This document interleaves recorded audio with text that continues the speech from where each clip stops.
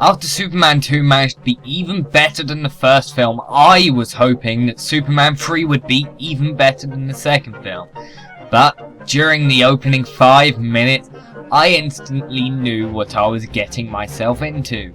The film opens with a highly slapstick opening that seems really out of place for a Superman movie. Instantly, I knew the film was gonna be campy and stupid. Just how I thought Superman was going to be before I even saw it. And all throughout the film, this thought became even truer. Although every once in a while a really fun, exciting action scene would come up, for the most part it's just a bunch of campy humour mixed in with tons of over-the-top slapstick from Richard Pryor.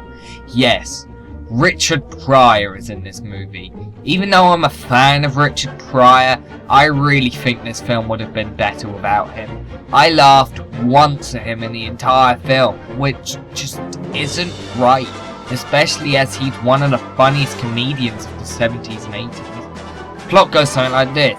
After an attempt to destroy all growing coffee beans in South America because they want people to be late because they have no coffee, it is foiled by Superman. Ross Webster, August Gorman and 2 other people decide they need to get rid of Superman once and for all. August finds out the ingredients of kryptonite, but there's one ingredient that's listed as unknown, so he decides to replace it with tar.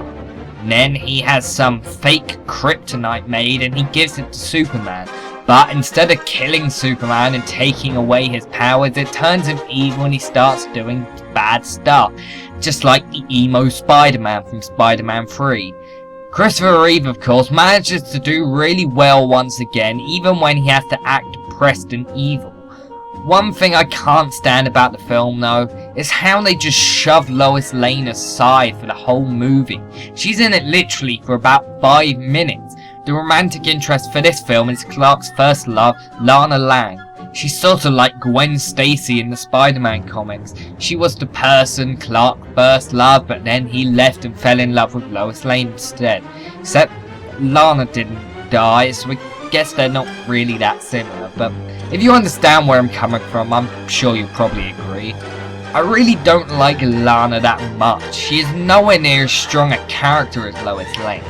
As there isn't really much more to say about this film except from it's really quite bad, I'll wrap up this review with a quick final summary of the film. Superman 3 is an actionless bore fest full of campy humour that never really manages to make you laugh, and plenty of shitty scenes that leave you with stale aftertaste. I give it 2 out of 5.